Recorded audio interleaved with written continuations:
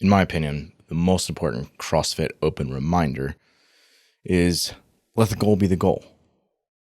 Make sure that whatever you set as your biggest priority before you enter the Open is held as your biggest priority as you go through the process of the Open.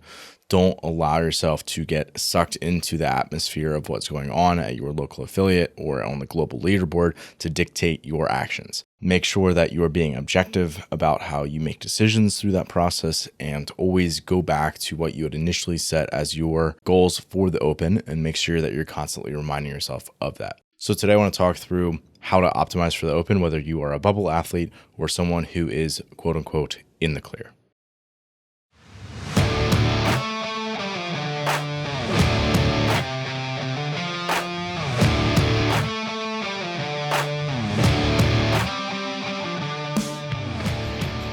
The fitness movement is brought to you by Zor Fitness.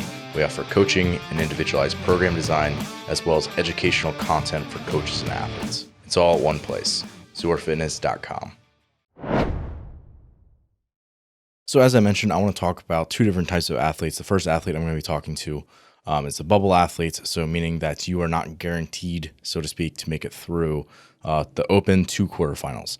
So maybe you're in the 70th to 80th percentile, somewhere in that range, because the top 25% go. So you need to be at least above that 75th percentile. Again, an important reminder is that for that athlete, you don't have to be at or above the 75th percentile for each of the individual workouts. You just need to be above the 75th percentile across the aggregate of those 3 weeks on the global leaderboard, which means that you can actually be significantly lower than 75%, maybe more in the 60% range. And you could very well actually still qualify for for the quarterfinals. So that's the first athlete I want to talk to. And then the second one is someone who is historically speaking in the clear. And what I mean by that is if they go back on the leaderboard and look at their previous Open performances, they've been consistently above that 75th percentile. That means that they are very likely to make it through, even if they don't have to optimize every little thing about the performance. So I want to talk to both of those athletes. And really, I just want to record this because I think it'll be helpful for other people, but more so, I want to be able to send this to my individual design clients to make sure that we are, again, reinforcing the things that we had talked about, the things that we set as our goals and our vision for the Open. We want to make sure that we are staying the course on those things. And it's always helpful to have a more formal reminder as we enter into the CrossFit Open, especially. So for the athlete who is a bubble athlete, basically what you're doing is you're going to have a max effort test, probably like something like Friday. You're going to rest or do like lower based work the next 1 to 2 days, and then you're going to attack it again. And when you do that, it's very easy to be like, wow, I just did this in maybe the Friday Night Lights environment at my gym. It was a crazy, so much energy in that environment. And I felt like I did either, typically people say I felt like I did really well, or I just don't know how I'm going to have a greater output than that when I come back to it on a Monday for a retest. So my advice would be hey, if we talked about this and it's hey, you're going to be on the bubble, so we need to be testing and retesting at least the majority of the workouts, unless for some reason we think you just crushed one or something like that. If that's the case, then you would just need to be aware of this before you actually enter it, that a max effort test rarely feels like that you can actually improve upon it. So you need to be objective. Do things like video yourself and watch it back and be able to make critiques for yourself as to this is objectively where I could probably make up some ground, right? These were objectively what my round splits were. This was, how I broke up these movements. And then you can start to get a little bit of actual data around how you perform the work, so that you can just say, well, actually, you know what, if I trim down 3 seconds per transition here and I hold the same, break strategy, then I should actually be able to make up 60 or 90 seconds throughout the course of this 18-minute AMRAP, for example. Those sorts of things are extremely important for someone who is a bubble athlete. So just understanding that if you had selected and you've processed the idea that, okay, I'm going to be on the bubble, I need to be doing redos, understanding that you might not always feel like you should be redoing. However, if you can even make up, 3 to 5% on each of the workouts, or you're even 2 out of 3 of the workouts, you're going to be in a much better place when it comes to your end place across those 3 weeks. So if that's you, you just need to make sure that, yes, I'm going to stick to what we originally talked about, and I'm going to retest them, and make sure that additionally that I am not doing this crazy training or even like normal training outside of those testing windows. Things are going to be a lot more pulled back during the open because you're basically in a 3-week long competition. You need to be aware of that. So yes, you need to give your best effort when you're actually testing the workouts, but then also you just need to be able to be okay with pulling back fairly aggressively throughout the rest of those 3 weeks. So that's my first person, the bubble athlete. The next person I want to talk to is someone who, historically speaking, is in the clear, meaning that unless there's something crazy that happens or something where it just completely catches you off guard, chances are, historically speaking, that you are in the clear, that you will qualify for quarterfinals. If that's the case, you obviously still want to do the best that you can, right? Don't sandbag the workouts. Don't treat them like they don't matter, because even though as soon as you hit a quarterfinals, everybody's scores are back at 0. So it's like a reset essentially. So I get that the mindset of this really doesn't count for anything. But at the same time, it does set you up well if you have it and you're able to use it as a confidence booster, and it's going to potentially detract from your confidence if it's something that you just were completely maybe not prepared for, frankly.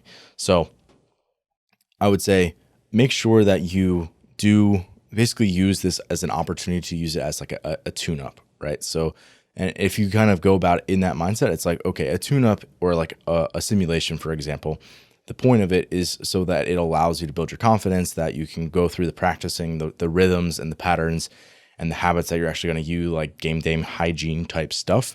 That is very important. So making sure that you can do that. However, not attaching your self-worth as an athlete or how you're actually going to be performing at quarterfinals based on how you perform or the leaderboard score on the open, because again, it's going to get reset. Doesn't matter in that sense. So again, you're going to hit the workout once, probably at least, hopefully 12 hours after it's announced. That way we can get, the majority of the information that's going to come in, hit it one time. Ideally, you're coming off a recovery day or more of a rest day, and that allows you to get a good score, but then also it doesn't detract from your training moving forward, where you can perform other high quality bouts throughout the next 72 hours before your next rest bout. And that allows you to, again, not only get a good score on the open and practice your stuff around that, but then it also will start to simulate more of the quarterfinals environment, where you're going to have multiple testing windows within a few days, and you're going to have multiple high output bouts, getting in the habit of doing that. So it doesn't just become okay, can I perform well on one workout once a week? It's, can I be able to perform multiple bouts of work in a relatively condensed time frame with things that are going to have a broader testing skills? Because the open, as we know, is pretty narrow in terms of its focus, in terms of its ability to test people, because it's testing everybody in the world. Whereas quarterfinals is going to be whittled down quite a bit, so you can be a little bit more careful, and then it's also got more tests available to it as well. So you can just use a little bit of it's just a different test, frankly, right? So you just need to realize that as you're going about the open, yes, you're probably going to have a lot of high turnover, lighter weights, things like that, more body weight type stuff, where you may or may not lend itself super well to your skill set. So it's important that as you're going through the open, if you're someone who is, again, very likely to qualify through, that you hit it once, you hit it as best as you can, and then move on, provided that you actually met the standard and to follow the rules. So again, understanding that the training there is going to look fundamentally a little bit different than the tests that you're asked to do for the open. Again, quarterfinal style tests, you're selecting for a different type of athlete. That testing body just looks different. So realize that me as your coach, or someone else, hopefully, if they're doing an adequate job as a coach, their job is not to prep you for the open if you know you're going to make it through, right? Their job is to prep you for quarterfinals, because basically there's very, very few athletes that are shoo-in for quarterfinals anymore, with only 40 qualifying. So my advice, try to detach yourself as much as possible from the leaderboard itself. However, anchor yourself in your I don't want to call it worth, but maybe how well you did on the effort that you did, your hygiene around, filming yourself and going through the process of that, how you think about and execute on a workout that you strategize and try to do your best performance on, and then use the Open as a tune-up, a practice opportunity, essentially like a runway, right? Because it's going to basically start your competition prep cycle. So use it as a runway to gain momentum so that, as you actually hit the ground running into, post Open where you got like 3-4 weeks left before the quarterfinals tests, that you are basically allowed to accelerate you through that process. And finally, I would say realize that if you're someone who we know you're going to make it through the Open, you are not peak for the Open. So just keep that in the back of your mind. You're using this as a tune-up. You are not peaked and ready to go. So there are going to be other people who are just so excited and amped up that they're going to be peaked, but that's too early, right? You got a long runway to go before you actually get to quarterfinals. So making sure that you're healthy, prepared, and mentally ready when that time comes. So let the goal be the goal. That is my advice for the 2024 CrossFit Open. Thanks for listening today. If you're someone who just started listening to the show, I would encourage you to subscribe so you can stay up to date. If you're someone who's been listening for a while, I would encourage you to rate and review the show. And lastly, the best thing that you can do to support our work is also the best thing that you can do for your performance. And that is by hiring one of our coaches. Until next time, stay the course.